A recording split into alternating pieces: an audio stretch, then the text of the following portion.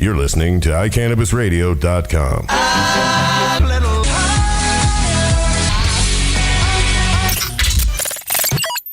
You're listening to Reverend Jeremy and Georgia on iCannabisRadio.com. I can't help myself, but every single time I have to say that that's adorable. Well, if you look around the studio, you'll see that it's me and Matt Brown and my friend Bike. Better. Yep. Jeremy's not back yet. We'll talk to him next week about how Apogea was. And, you know, he'll have to give you a little bit of a wag your finger driving lesson, all those kinds of things. But tonight I have some of my friends in the studio to help me out. You know, I typically, we're also popping bottles of champagne around here. I'm excited. That was well done. So, you know, the last time that you were here, Bike, we talked about an inappropriate topic. I was here last week. Not with me. Bike's here every Me and week Chris talking were here about smoking inappropriate bowls. Oh, thank you. The last time I was here. Yes. Yeah, I had a sick kid. Thank you so much, you guys, for people wondering what happened last week. I had a sick kid. Thanks for letting me know before I got here. No problem. I'm right down the street. You're the best. You're the best. That wasn't a big deal. I'm a mess. When my kid, he rarely gets sick. Rarely. And even when he gets sick, he doesn't complain about it. And That's a good kid. Oh my gosh. Pretty awesome kid. Yeah. He knew complains that about a before, lot but- of crap, but being sick is not one of them. Huh. He complains about he doesn't get enough screen time. We don't buy him enough stuff. That's a universal. Yeah, we don't let him He's eat got enough junk chickens. food. He's got 4 chickens. Yeah. We just added a chicken in our house this week. You did? It's a Polish chicken. It looks like it's wearing some sort of a headdress. It does not look like a chicken. Wow. It's quite an exciting. And a kitten showed up a couple weeks ago and just moved in with me. Hopped up on my chest when I was sitting in the hammock and was like, I live here now, and it has not left in 3 weeks. I live here We got now. her a little collar. She sleeps in my armpit. What's her name? Callie. Callie. It's like a pretty adorable kitten. See? Right? I mean, that's what happens. And I mean, she holds her own against the dogs because we have 3 dogs in the house. Oh. And one of them in particular decides that like now they just play fight all the time. Cat and dog rolling around biting each other's heads and having a hell of a time. See, one of the things that dogs realize pretty quickly is that cats have razor sharp claws. And it takes one very well-placed claw to the face. They learn quick. And dogs, doesn't matter the size. Chickens do the same thing. Oh, really?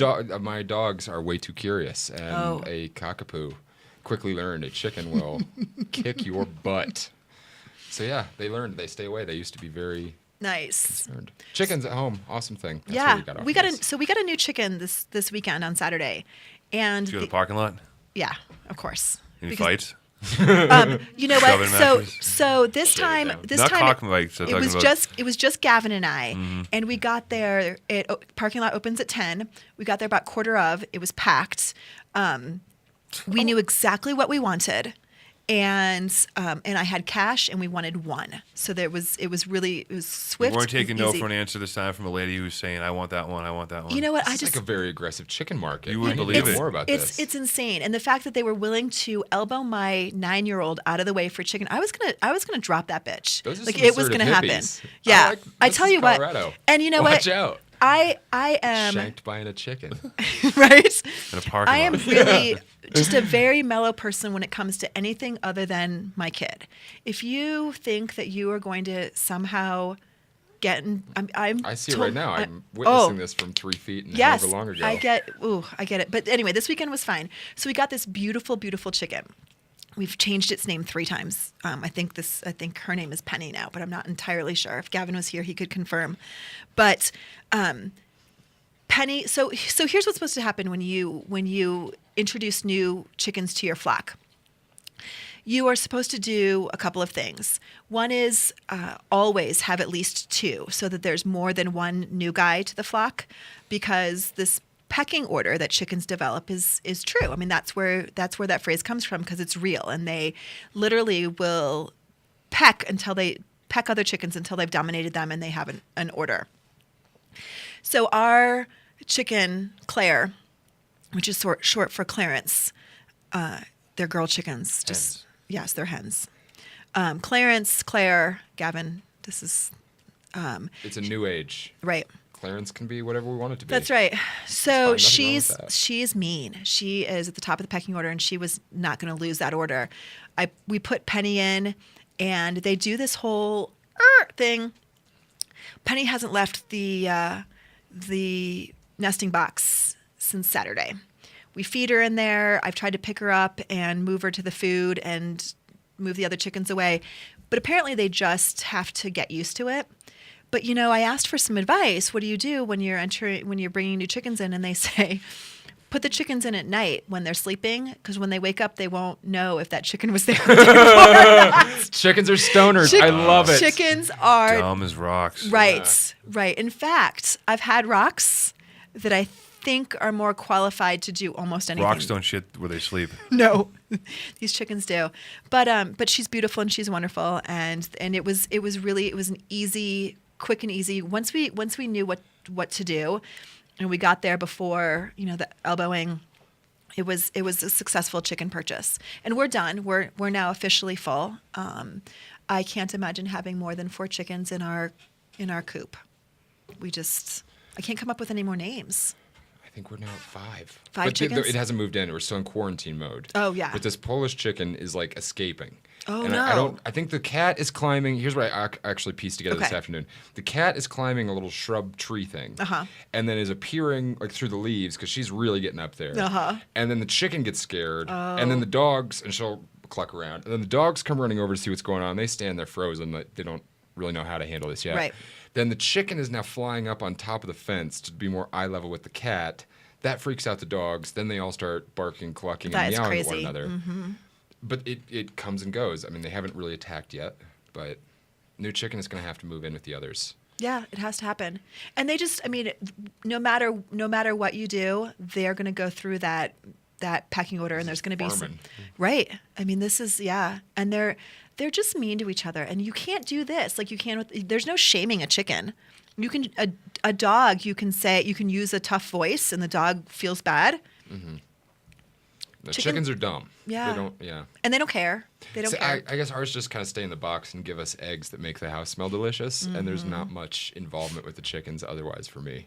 It's see, pretty nice. I talked to them. Does cooking the eggs make the house smell delicious, or does just the fact that they're laying eggs make it smell delicious? No, the laying After eggs, birth, I'd the imagine. whatever is gross outside. But like I honestly always thought everything organic or free range or whatnot was complete BS. But when my roommate fries an egg, like a single egg on the stove, it will make the entire house smell like when I've been to other countries, like Spain. Like when you'll have like an egg dish in Could it be the Spain butter that is he's just using? amazing. No, No, it's the fact that the eggs are real. And like you cook them and they Butter still makes a have huge difference, too. feeling and or Butter taste smells and good. whatnot. Kerry Gold butter. You're really poo-pooing these eggs. I'm telling you. No. They're You can make life-changing your eggs. life-changing eggs Even come better. back to life and change your life again. That's so good they are. I will experiment. Kerry Gold butter. Look into it. It's I will. expensive shit all the way to the right. Write it down. On my hand. What color eggs do you get? We have several. So the new one is going to be the first, I guess, white, pure white. We have one that's kind of a greenish white, and those are really little. I think she's the one that looks not like a chicken. You know, She sort of looks like a dove or a fat pigeon or something. Best way to tell that your eggs are organic is to make waffles with them. Your waffles will come out blue. Now I really feel like you're. That's fucking not with true. me. Google blue waffles and you'll see. All right, I'm gonna crash the internet again with this if blue waffles happens. Internet is going to blow up. Jordy doesn't remember Mine this from exploded. 2 weeks ago. when we Oh, I talked do about remember. blue Yeah, waffles. I do Yes. remember. We talked about that. I mean, if there's a legitimate science experiment to be had, come on over. We will have Just some Google blue it waffles when you tomorrow. get home. All right, Just Google it. I won't Google it. I won't either. I'll You wait. should. I'll wait for confirmation. You should. I won't. We've done it. Enough. We I have won't. enough distractions. Blue waffles probably does not need to be a priority this week. Well, a priority for me. We are Yes. going to laugh today. Yes. I'm not. Yes, at Maureen Dowd, and I don't want to laugh at Maureen Dowd because she had a bad experience. I want to laugh at Maureen Dowd because of how she handled her bad experience. Like a crybaby. Well, Like a vengeful infant. I think that she. I think it was intentional. I think it was on purpose. I think that she wanted to have the most or describe the most dramatic experience possible. Because Because no other bad news is coming out of Colorado about weed. Might as well make some up. Well, it certainly did give her a buttload of attention. Yeah, and I don't think she would see it. I don't think a lot of people would see it as bad news outside of the industry. If anything, I probably will defend some parts of it more than others tonight. Maybe that's my counter. She didn't die. That's great news. It was. And I mean, she called me 2 hours before it went on the internet. We talked for 45 minutes. She said... Well, hey, before we get into hang on, we got to tell people what we're talking about. Yes. But that's going to be for after the first break. So we're going to talk. No. You can talk all you want, but we're going to. Matt sold that lady mushrooms. But I wish. I wish I would have gotten whatever she had. I would eat edibles again. You don't eat edibles. They don't work on me. You got to try the patch. We're going to talk about that after the break. Apparently, that's always part of the pitch I tell reporters. Which there's sort of a standard pitch that they all get. So I'm pretty sure I know what she heard, but. Again, after the break, they're going to have to. We'll talk about it. That is. But I want to talk about. Do you guys remember? So today is the 9th of June, right? Yes. Do you guys know what Sunday is? Father's Day. Sunday's Father's Day. You guys all remember Sunday's Father's Day? Okay, so remember your fathers. On Saturday, pre-Father's Day event at the Hood Lab from 11 a.m. to 2 p.m., there will be live music. There will be food. There will be beverages, all ages, kids welcome, everybody, and this event is free. Who's going to be there? Saturday, 11 to 2 at the Hood Lab. Everyone's welcome. Everyone's invited. Fantastic event. Come spend a pre-Father's Day with a gajillion of your closest friends and their children. Should be really, really fun. Hood Lab, 33rd and Larimer in the Rhino District of Denver. It'll be a great time. It'll be great. Awesome. So speaking of fathers, my dad is one of our sponsors. And I always like to give a special shout out to Cuffle Collimore and Company because, I got a phone call at the store today from a guy pitching insurance. And so I thought it'd be really. Must love those calls. I do love those calls. This particular call, and he had no idea what business we were in. He was just calling business, yeah. And would you like generic umbrella insurance? Would you like Did you know that somebody could slip and fall and sue you for a lot of money? Exactly. So I explained that we were covered, and he said he was sure that he had a better deal for us. I giggled. At no cost. I giggled. Right. 15 minutes for a quote. No obligation. Right. But the cool thing about Cuffle Collimore and Company is that Bob Collimore, my dad, has been doing this for quite a few years. He understands the industry, not just in Colorado, but in other states as well. And he knows that edibles is a prime example. If someone gets sick from an edible that they purchased from your store, it doesn't matter that you didn't make it. You're responsible and you can be held liable and they can sue you. And this isn't just a typical retail environment. And the other thing is, crop insurance. Wow. I haven't been able to get that out of my head since you said that a couple weeks ago. I can say I remember talking to your dad in the fall of 2009 and discussing He's cute, huh? all of this and when Warren and I shared an office and he really has been here since before we had an industry. So there are lots of people who say they've been here for a long time. I can produce email proof that your dad was issuing insurance quotes before most people would talk to us. I something I've been thinking about since then. Is there a policy for when you said edibles for when the woman from the health department comes around and pours bleach on your edibles that are expired or 41 degrees instead of 42 degrees? Or this is called a lost product or product spoilage or business continuity insurance. There's a number of insurance products. You should call Cuffle Collimore and Company. I'm gonna. Yeah. Find them on the web. Because they're custom risk. So it's not like, car insurance, you go and all the car insurance companies have to post all their policies and the regulators, say this is all you can offer. In this kind of insurance, they go and find the underwriters at Lloyd's of London if they have to and say, which is exactly what he here's did. the risk, and they spread it around, 50 billionaires at Lloyd's, and they come back and they put a number and they say, here's how much it would cost if you lost a crop or if you lost 1,000 pieces of inventory. The fact that it's marijuana has nothing to do with them other than the fact that they realize that there are very few people who will underwrite this. One of few, Lloyd's will do that, right? Yeah. Lloyd's does do it. Mm-hmm. Lloyd's is a whole other topic for another day. Interesting how they spread risk. They will underwrite anything from celebrity legs to marijuana crops. I just heard recently that they stopped covering something. I forget what it was.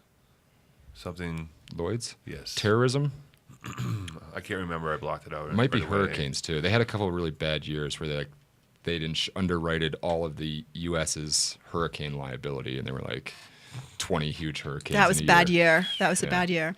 Well, we're going to take a quick break, and when we come back, we are going to talk about why the New York Times columnist Maureen Dowd Is it lightweight? ate an edible and couldn't walk or crawl or something. We'll be right back.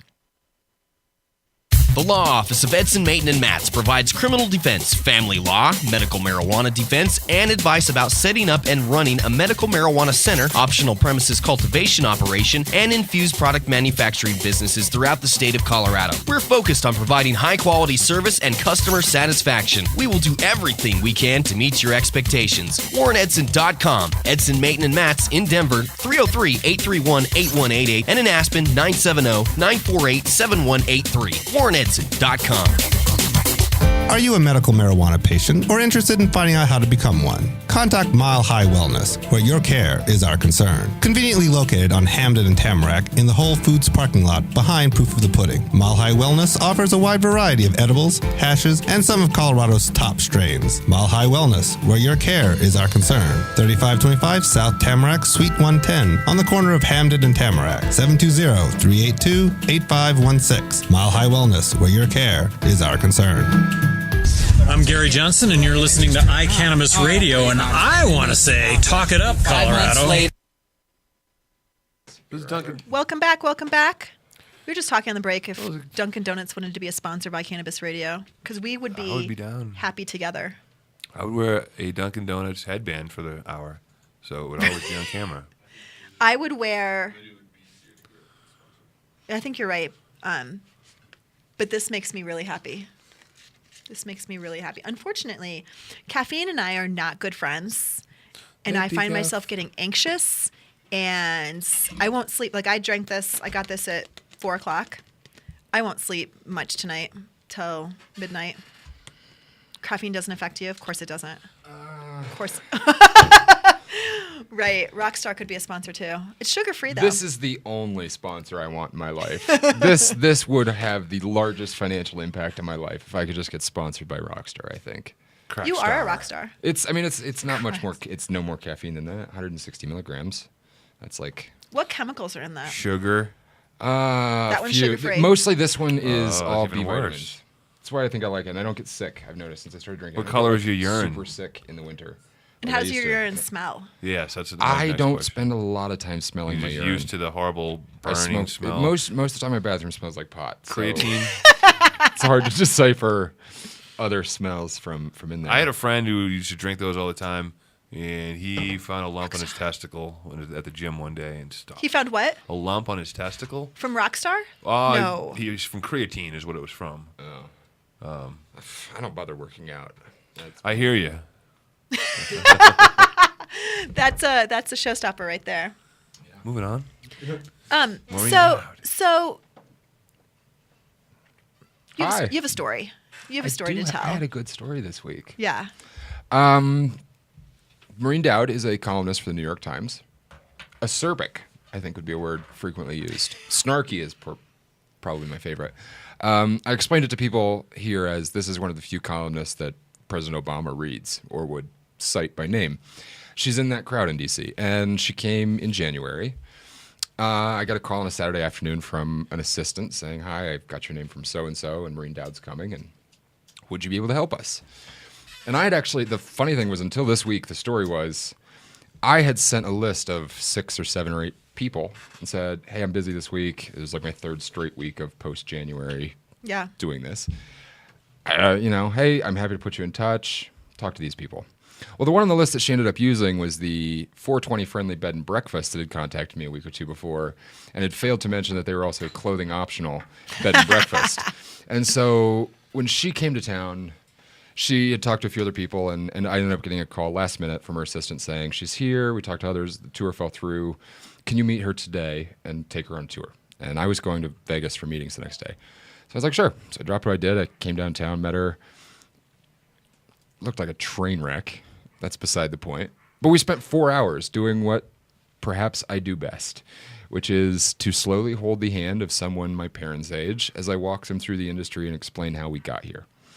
And we did that. And we went, if I remember, 2 different dispensaries, and then lots of just talking in between. She did take great notes. While we were at the dispensary, like many people, who doesn't smoke pot, she wasn't particularly interested in smoking a joint. Sure. She actually had mentioned to me that it was either Bob Dylan or Bob Seger. I can't remember which one. I just remember it blew my mind that she was on a first-name basis with whoever it was. Had said specifically she had to smoke a joint in the alley behind the Four Seasons while she was here. Like that was, when they found out she was coming to Denver to do the pot story, that was the advice. And I wanted to be a part of that. That sounded awesome. So we met for the day, 4 hours, drove around, we got to the edibles. We purchased a bunch of stuff. And, it wasn't, shame, don't, blah, blah, blah, be she was careful. having fun. Right. And more importantly, she was here as a reporter. She was learning and soaking up all of it. And there was, an incredible amount of information to an intelligent adult. She came January, I flew off. We didn't end up meeting up a couple days later. That was the end of it. A few days later, I see a very large picture of a very naked couple in their hot tub in Lakewood. And the whole first half of the article is about that. And I had a little paragraph buried in there, and a friend actually framed it for me, and it hung on my wall as a smile and reminder to myself to check my sources before I hand them to a reporter. Thought that was the end of it. So last Tuesday, I got a call from Maureen saying, I'm writing a follow-up column. Did you know I tried the edible, tripped balls, had a very bad response. And This is months later. This is 4 ate and a half months. She ate it in January, and she said to me, I didn't bring it up. I didn't include it in the column. I was a little embarrassed. There was never a question of, this snuck up on me. It was always, I tried a little bit. Wait, you left out the embarrassing part? of the first article. Yeah. Yeah. It was, out of the first part. She didn't mention anything about the bad trip when she wrote just about the, the naked bed and breakfast. And thank you. So yeah, she was sort of embarrassed at herself for getting too high. I think like most of us have when we've had that, oh man, I got too high around my friends and they teased me and took care of me and, whatever. Just get high and forget about it. Yeah. It doesn't stick out. I can't remember like that one time my best friend got super high because whatever.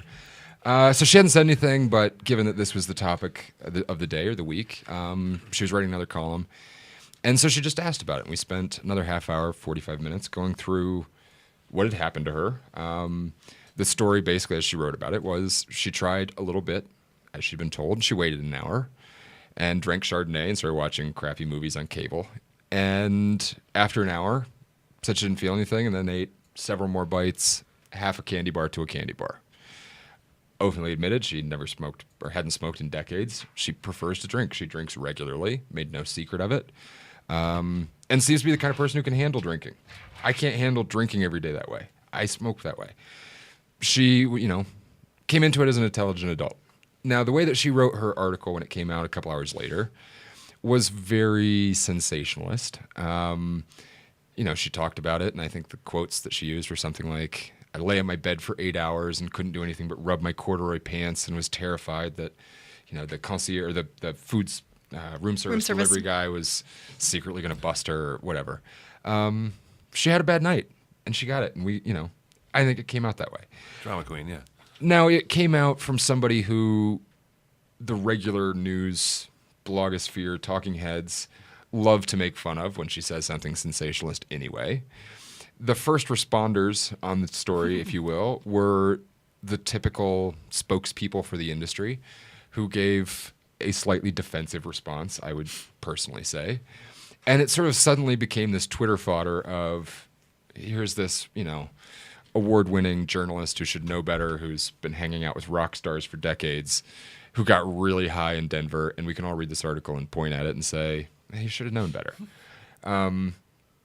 Right around that time, the next day, I got a Facebook message actually from Ricardo Bach at the Post just saying, hey, would you like to respond? Because I know you were the one who gave the tour. And so I did, and that kind of became its whole separate thing last week. That I think a lot more of the push. At first, it was just a Twitter meme almost of, ha ha ha, here's this article of this, columnist who's syndicated in 1,000 publications around the world. but this columnist got really high, and isn't it funny? Then it sort of, the focus, at least on the things people were asking me, was more, well, what did you warn her? How much did she know? And then it came out, we'd spent 4 hours. She had more information than 99.999% of the patients who come through a MMJ store or customers in a rec store, that she really should have known better and didn't. And then, so I think some of the parts of her original column that were sort of poo-poo on the industry, you should label better, you should this and that, caused more of a pushback. Through it all, what I told her the first time she called, and I told Ricardo, and I think thankfully has been a part of this story at least, is what I think is the problem, or where I see improvements. And I don't see this as an issue of a product that was not labeled. I personally have a very hard time with anybody trying to make a credible point about, well, isn't somebody going to mistake this for a non-pot food? The ones that are made at home are so much more easy to confuse, you might not smell or whatever, than an infused product you buy in a store with any kind of label on it. But I just don't see that as being the huge problem. I see people intentionally taking a product and having no idea how to take that product. That's right. And the funny thing too is with a lot of the reporters, and this has happened for a year, when the cameras stop rolling, the people behind the cameras, the cameramen, the producers, always tend to be very quick to tell you, especially in the edible story, why is it that people are starting with the edibles? Like in my day, you bought the cookies in the parking lot at the concert, and you knew that was the deep end of the pool, and you took it seriously. And if you had a hard time, you certainly weren't telling everybody about it, but you understood that you did it to yourself. Right.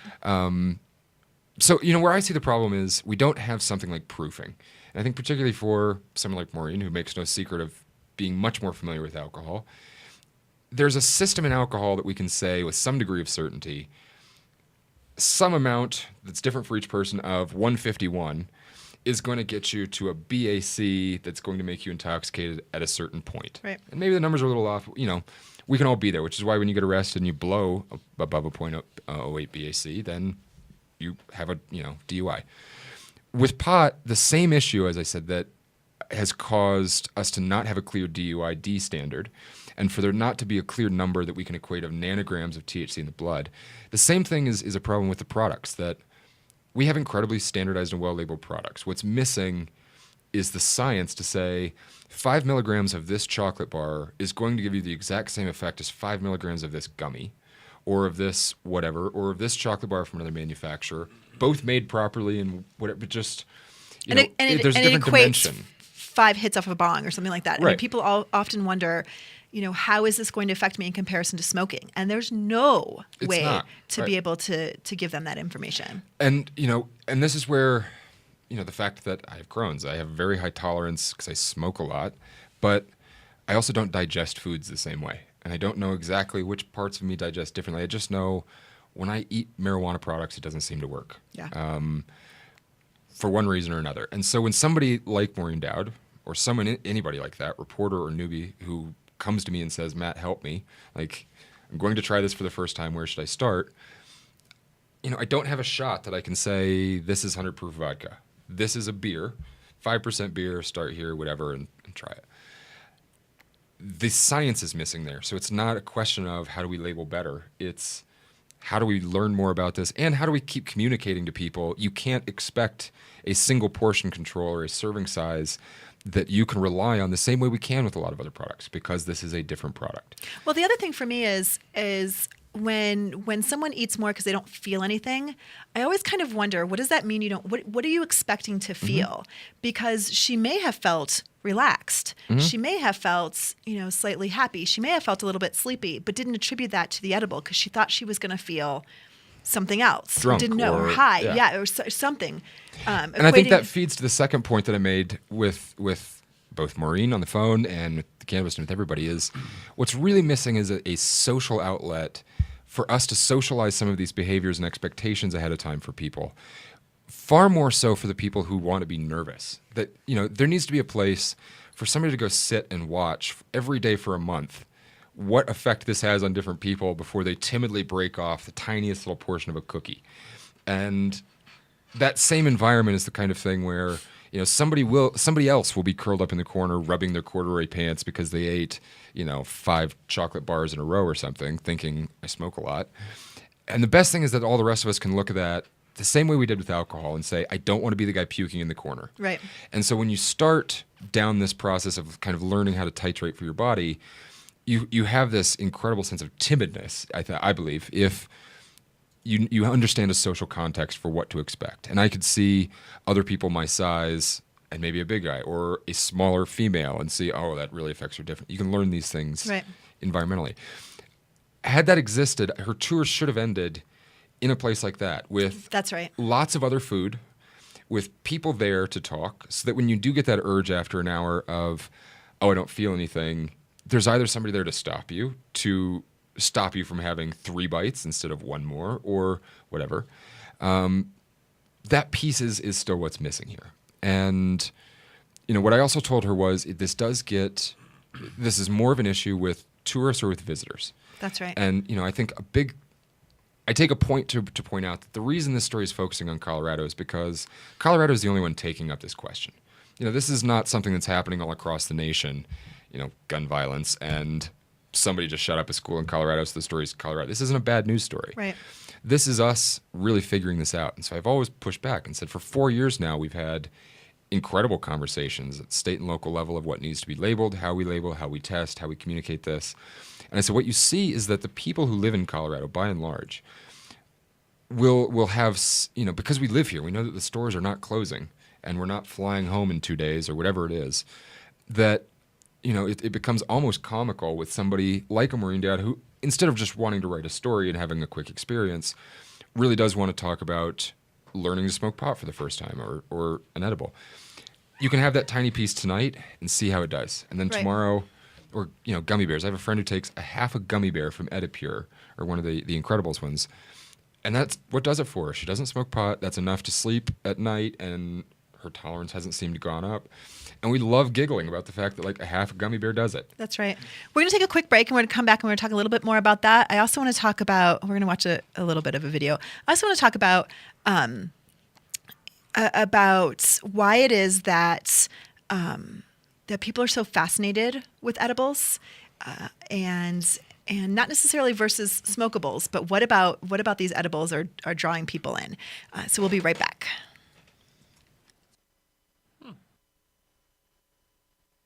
The Law Office of Edson, Mayton, and Matz provides criminal defense, family law, medical marijuana defense, and advice about setting up and running a medical marijuana center, optional premises cultivation operation, and infused product manufacturing businesses throughout the state of Colorado. We're focused on providing high-quality service and customer satisfaction. We will do everything we can to meet your expectations. WarrenEdson.com. Edson, Mayton, and Matz in Denver, 303-831-8188, and in Aspen, 970-948-7183. WarrenEdson.com.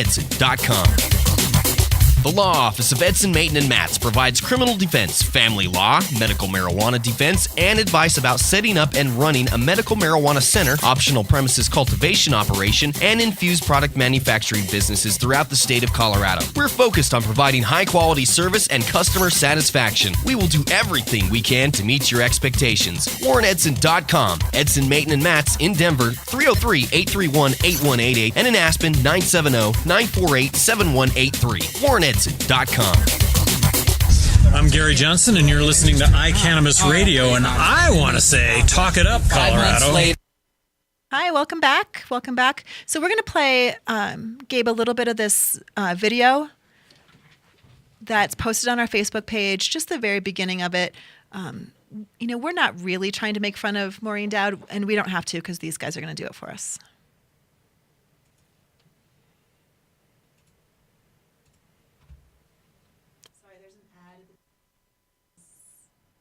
To pay their bills and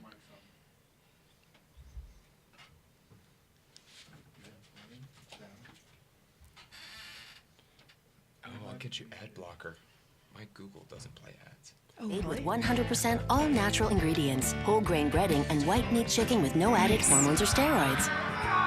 Tyson Fun Nuggets, the fun way to a clean plate. Can you turn it up so we can hear? New York Times columnist Maureen Dowd is the last person probably that you'd want to get stoned with. She recently went to Colorado to cover the state's legalized pot scene. She bought a weed caramel chocolate bar, got way too high, and then freaked out. Writing of her experience in an op-ed titled, "Don't Harsh Our Mellow Dude." One snippet included, quote, "But then I felt a scary shudder go through my body and brain. I barely made it from the desk to the bed, where I lay curled up in a hallucinatory state for the next 8 hours. I was thirsty, but couldn't move to get water or even turn off the lights. I was panting and paranoid, sure that when the room service waiter knocked and I didn't answer, he'd call the police and have me arrested for being unable to handle my candy. I strained to remember where I was or even what I was wearing, touching my green corduroy jeans and staring at the exposed brick wall. As my paranoia deepened, I became convinced that I had died and no one was telling me." Now, her paranoia sparked many responses on Twitter. Whew, sorry. Pour Me Coffee tweets, at New York Times Dowd, "Did you ever really look at your hand? I mean, really look at it?" Now, she also tweeted, "Next Maureen Dowd column with this pic."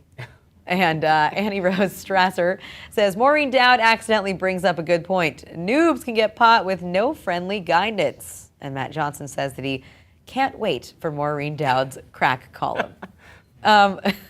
Look, I'm sorry. I could not go to sleep last night because I was laughing so hard about this Maureen Dowd piece. After I had read it, it took me forever to really to subside. So the point that she's trying to make here, though, is that when it comes to the packaging, they need to be a little more careful about this kind of thing in Colorado. Somebody who doesn't have a high tolerance for very potent types of weed food, candy, chocolate bars, whatever it may be, can be affected by this. And so she ate way too much and ended up having this really bad trip, essentially. And so I think that she has a point there when it comes to the safe packaging, but you also kind of just can't help but laugh at Maureen Dowd and the thought of her getting too high. Well, what I really love is that it's part of what seems to be a sort of ongoing series where New York Times the video op-ed on columnists our Facebook page. But essentially they have a conversation similar to what we're having, only Matt has the inside scoop after having talked to Maureen. But one of the things about edibles on the rec side in Colorado is that they are limited to 100 milligrams, and in part it's for this exact reason. It's for it's to aid people in helping themselves. On the medical side, there is no milligram limit. And the assumption is that people who have their medical card, who have been eating edibles, kind of know how to eat different products and are very careful in those kinds of things. So the 100 milligram limit is a protection. So that right there is helpful. Now, when Maureen was in Colorado, it was in January, and the bulk of products in stores at that period of time were products that were medical, that were transferred over for the store's one-time transfer. They still had to be limited at 100 milligrams, but that packaging looks a little bit different than it does now in rec stores. And so it doesn't say that 10 milligrams is a dose, which is what the state considers a dose. And so if she had this candy bar, and she didn't know that if she were to cut it up into 10 pieces, that should essentially theoretically be 10 milligrams. Then if she ate a couple of bites, she'd have no idea what a bite would be. And unless there was someone with her to say, hey, let's think about this for just a second, kind of what you said, the tour should have ended with her eating her candy bar in an environment in which she wasn't by herself. And she had someone else to kind of just pay attention. I mean, we all kind of do that when we do other mind-altering substances. Mm-hmm. And, it ultimately also came down to, I fundamentally believe, someone who just didn't show the appropriate level of seriousness. Right.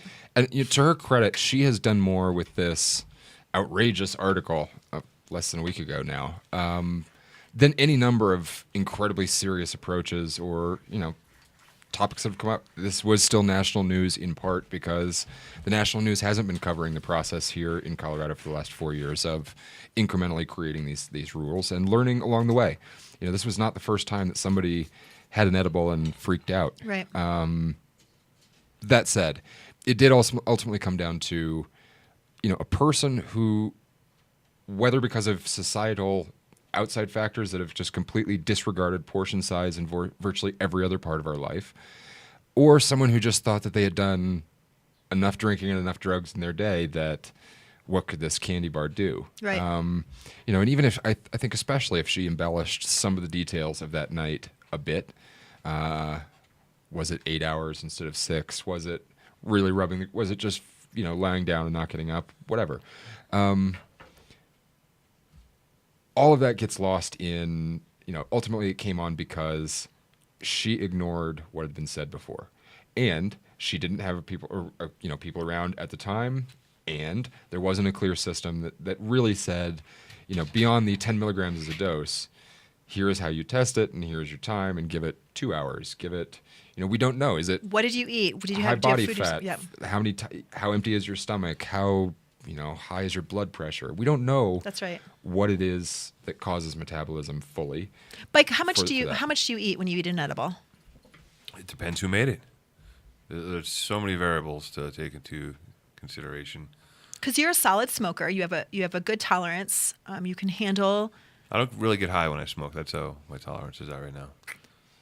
And you're thoughtful about your edibles. Absolutely. Yeah. I mean, it'll sneak right up on you. Yeah. I mean, I know a lot of people who smoke who say, "Oh my gosh, I won't touch an edible. It makes me feel so different," or it's, I can't gauge. It's an undesirable experience. For lots of people. For a lot of people, it's it's unrefined. You take it when you're like, I need to sleep. I want something to put me down, like a tranquilizer dart, or I have a broken hip and I'm in pain, and the problem it's a sledgehammer with edibles, no matter how tasty they are or how much they work for someone or don't work for someone, is that the source of the material, not the the chocolate and stuff, but the oil or the butter is from a different garden every time. It's from it's never consistent, and that's always going to be a problem with edibles. As far as until they force someone to grow specific strains and put those in labeled edibles as that strain, so people have a better idea to keep track of how things will affect them strain-wise. That's right. Well, the other thing that Colorado has done by Denver in particular, by saying, you know what, there's no place that people can smoke in public. There is, there have been some clubs that are popping up, and knock on wood, they're going to be successful. But currently, when an out-of-towner comes in and they go to a store, the first question that they ask is, great, where can I smoke? And the answer is nowhere. And so what does that do? That leads them to edibles, and which I understand. But it makes store owners and staff feel very responsible in essentially scaring people into being thoughtful about eating that edible. And and even on the smoking product side, I think if nothing else, it forces a lot of us, and you know more of the people in the store and behind the counter and badged employees, what they say. But I found, especially when I was at my 420 tours, it puts you in that position of having that lower your voice and have here is the law, and now let me tell you how you're going to have to actually do this. And that transition of, congratulations, welcome to Colorado, it's completely legal and you're here in the store and nothing about this is bullshit. If nothing else, that's the message, that everything that we send up to the point that they walk out the store with their exit sealed package and their receipt with a tax number on it, like, that is true up until that point. Yep. And then we send them out into a world that is, as I always said, you have to act the same way I did when I was traveling for work and I was in Columbus, Ohio, or Minneapolis, or Seattle, or wherever I was, and you go out in the alley behind the hotel, you don't cause problems, you spray your cologne, you do your thing, and, thankfully you're here, you don't have to worry about smelling like pot, or, but you have to be discreet. If you are in your hotel room, you are risking a $200 to $500 smoking fine at the end of the time, and not even when you check out. If a maid, makes up your room one day, you can and get kicked right out and they fined. smell it, yeah. And I absolutely believe it is the right of every hotel to choose that. I am a cigarette smoker, as you know, and I lived in hotels, and I lived in Marriott when they made a global decision to go smoke free.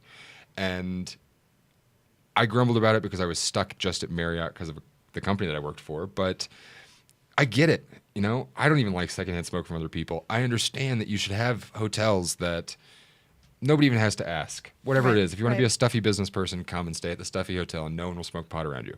Just give us somewhere to go. That's right. And that That's right. I feel it really undermines our message when we have to send people to the street and say, if you're careful, honestly, a couple dozen people have gotten a ticket so far this year in Denver.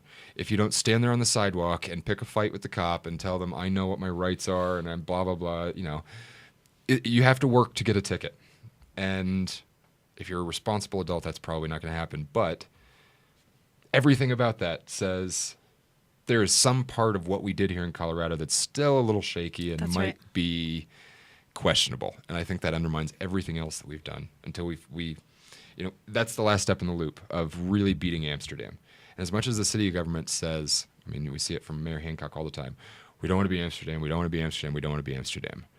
They cannot give an example of what that means other than pot smoke wafting onto the streets and little children going down the sidewalk and smelling something funny. But they fail to understand the world is looking. This is a good news story every time they cover us. Even when a kid with a history of psychotic episodes who has a of legal age friend illegally purchase and transfer a product to him, he takes the whole thing and jumps off a balcony. That is still a good news story because of what Colorado is doing to respond and to keep that from happening and like to draw attention. I mean, we're the only place we can have this story. That's right. That's right. But not to get on too much of a rant, we have nowhere to smoke. And I also think it's an opportunity for us to do. I mean, why is there not some tech startup in Denver like a Lyft or an Uber or Airbnb that is putting together, hey, I have a cool house and a living room and I'm looking for new people, and put up a profile trade if you're coming to visit. Here's how we'll fill the gap in between. I think that, you know, as much as others may disagree, we do often just choose to complain about being treated differently instead of really innovating around the problem or fixing it or convincing the public and electing a new mayor, whatever it takes. Just flow around the problem. That's right. And so maybe the story is the city really keeps going nuts about private clubs or bars or private events, but we launched the next, you know, $17 billion startup like Uber, finding a way for legal or not yet legal smokers around the world to connect. Well, it's kind of unbelievable to me. Do we need to take a break too? Is that what you're going to tell me? It's kind of unbelievable to me too that we are so upset about not being the next Amsterdam. Let's talk about that when we get back from this break.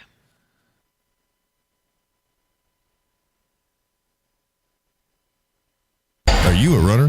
Are you a runner who supports marijuana legalization?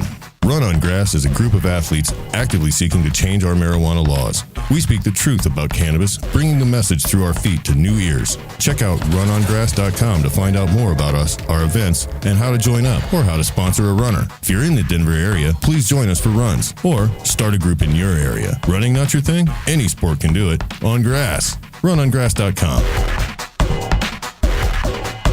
Are you a runner? Are you a runner who supports marijuana legalization? Run on Grass is a group of athletes actively seeking to change our marijuana laws. We speak the truth about cannabis, bringing the message through our feet to new ears. Check out runongrass.com to find out more about us, our events, and how to join up or how to sponsor a runner. If you're in the Denver area, please join us for runs or start a group in your area. Running not your thing? Any sport can do it on grass. Runongrass.com. National Cannabis Industry Association would like to thank its members who represent the leading professional businesses in America's emerging legal cannabis market. NCIA is the only organization that has unified legitimate cannabis business across the nation to fight for real reform in Washington, D.C. For more information or to make your business a member, visit us online at thecannabisindustry.org. I'm Gary Johnson, and you're listening to iCannabis Radio, and I want to say, talk it up, Colorado. Another shout out to my dad. Dad, Cuffle Collmore and Company, one of our greatest sponsors. Check him out on the web. Give him a ring at 888-488-4302, and they'll give you a free quote. Plus, my dad's just fun to talk to. He is. He's a very nice gentleman. I know. He's adorable. I'm a big, huge fan. I can't call him adorable, but I can respect your sentiment in expressing that. He's pretty cute. So, Edibles. Maureen Dowd. I think the other thing is that there aren't a lot of people that are equipped to be able to give people information for what happens when people get too high. Because you know what? There are a couple of things that you can do. You can't turn it off. It's like You can mute it a little. You can Touch right angles. Same as when you're drunk. Sorry, this just popped into my head. Take your one foot off the ground. No, if you ever have the spins, if you don't know this, this is like life-changing. Okay. I have stopped myself from throwing up so many times from this, and especially from pot. I used to really get the spins when I started smoking pot. Your body can naturally stop the spins with any two right angles. If it can recognize, like, okay, this is flat, that's flat, whatever, you can lie down in bed. Somebody, okay. And hold a box. If you are drunk, if you are too high, it's worked perfect for both. Yeah, Lie don't down, do put that. one hand on the wall, drop a foot on the ground, something just to orient, and I can pass out like that. When you know it, you will just stop the spinning, and which then gets worse and worse and worse until you just feel horrible or you're puking or you try to get up. So, if there's one tip from That is a good tip. You can at a least stoner try who it. used to get really too high when he was starting. Try it out. Just don't get right too angles. high. Just don't. Eat Also true. and take a shower, and then you'll be halfway That sober. also helps. Drink a sugary drink. Sure. Eat a meal. A good Eat, poop. Sure, get your A good. Go sit on the toilet, Eat and then focus on your take a phone, dump. read Facebook for a minute, just take it easy. Good poop. Particularly if you have And Crohn's Facebook is like a disease. good poop. Actually, The two are Facebook very complementary. Facebook is actually more like a bad poop. I It's a think. shitty subject. So Maureen, we're not really making fun of you. We know you had. I am. Are you? Man up. I think she's listening too. Listen, Mo. Modo. Good work. Modo. Let me Roll just your tell you. joint next time you come. Yes. So when you come and try it again, Maureen, a couple things I'd like to see you do. One is try to figure out what you're after, because again, that whole I wasn't feeling anything. To go from I'm not feeling anything to I didn't get up off the floor for 8 hours. It's a pretty big leap. So there has to have been a place that maybe There's a middle ground in there somewhere. There's a middle ground, Right. and your expectations may have been too high. Right. So a little Come for a week. come for a week. Come for a few days and take your time. Marijuana is not a drug for rushing. If there's one thing I know about it, it's not for hurrying you up. Even a good sativa won't necessarily do that. Bring you to the happy place. But you know what? Let's try to figure out a way to get people to be able to consume publicly, so that someone isn't hiding in their hotel room, feeling up their pants. And people don't have to throw parties and risk getting somebody else's liquor license pulled or them getting a nasty gram from the city of Denver. And and there's a lot of It's not a very good form letter. You know what? We were before we went on break. We talked about this fear of being Amsterdam. I guess I don't know what's wrong with being Amsterdam's one of the most beautiful cities in the world.